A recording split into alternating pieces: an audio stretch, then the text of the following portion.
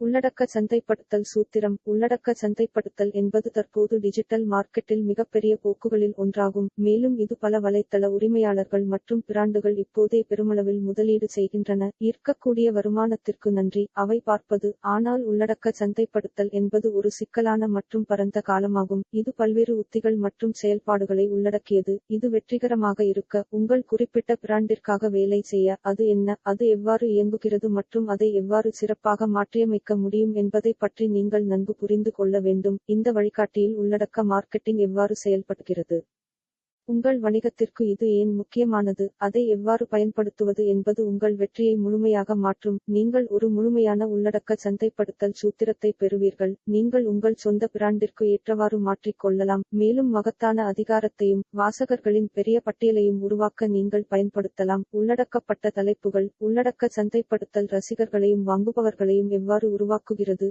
நல்லதை எழுதுவது எப்படி. ஒரு சிறந்த வலைப்பதிவு இடுகையின் உடற்கூறியல். உள்ளடக்க சந்தைப்படுத்தல் வகைகள். உங்கள் உள்ளடக்கத்திற்கு உங்கள் பிராண்ட் ஏன் முக்கியமானது, மேலும் பல.